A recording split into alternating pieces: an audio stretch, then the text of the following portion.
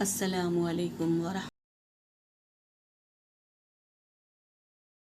رمضان المبارک میں 8 دعائیں مانگنے کا اہتمام کیجیے، اللہ کو منائیے، وقت نکالیے۔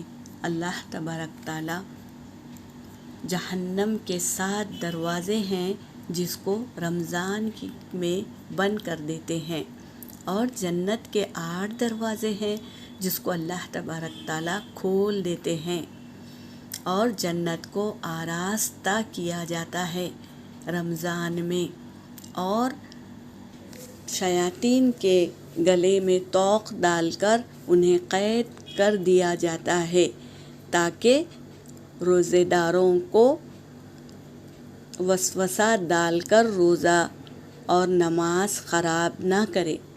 تو اللہ تبارک تعالیٰ اس مہینے میں اپنے بندوں کو آزماتے ہیں کہ میرے بندے کس طرح میرے سامنے عبادت کرتے ہیں، کس طرح میرے روزے کو مکمل طور پر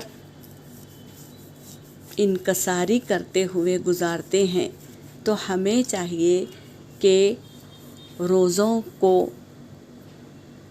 کمپلیٹ روزے کی طرح دن گزاریں، یعنی گناہوں کے کام سے بچیں اور روزوں کی اجر کو بڑھانے والے کام کریں، اور اللہ کو راضی کرنے کے لیے ہمیشہ کوشش کرتے رہیں، دعاؤں کے ذریعے اللہ کو منا لیں۔ تو یہ دعائیں ہیں جس سے اللہ راضی ہوتے ہیں۔ حسبنا اللہ ونعم الوکیل، لا الہ الا انت سبحانک انی کنت من الظالمین، لا حول ولا قوة الا باللہ العلی العظیم، اعوذ بکلمات اللہ التامات من شر ما خلق، بسم اللہ الذی لا یضر مع اسمہ شیء فی الارض ولا فی السماء وہو السمیع العلیم، اللہم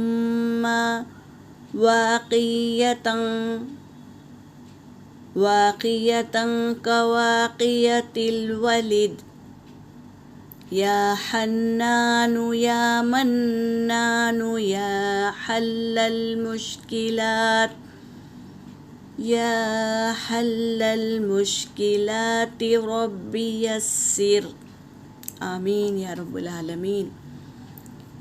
ہمارے صحابوں کے، نبیوں کے دعاؤں کو پڑھیں اور اللہ سے اپنی مغفرت طلب کریں، اپنی روزوں میں اللہ کو راضی کرنے والے اعمال کریں اور نیکیوں کا اجر بڑھا لیں۔ اس مہینے میں اللہ تبارک تعالیٰ نیکیوں کا سیل لگاتے ہیں۔ نفل نماز پڑھو، فرض نماز کا ثواب لو، فرض نماز پڑھو اور 70 گنا ثواب حاصل کرو۔ تو کوشش کریں نفلیں بھی ادا کریں، سنتیں بھی ادا کریں، اور فرض نماز اول وقت پر پڑھیں تاکہ اللہ ہم سے راضی ہو جائے، اور وقت بوقت دعائیں ضرور مانگیں۔ ہمارے نبیوں کے دعائیں اور صحابہ جو اعمال کرتے تھے وہ ڈھونڈ کر یاد کر کے اللہ کے سامنے عاجزی اور انکساری کرتے ہوئے پڑھیں اور اللہ کو راضی کر لیں۔ کوشش کرتے رہنا ہے، ہم بندوں کا کام ہے اللہ کے سامنے عاجزی اور انکساری کریں تاکہ اللہ ہم سے راضی ہو جائے۔ انشاءاللہ کوشش کرتے رہنا۔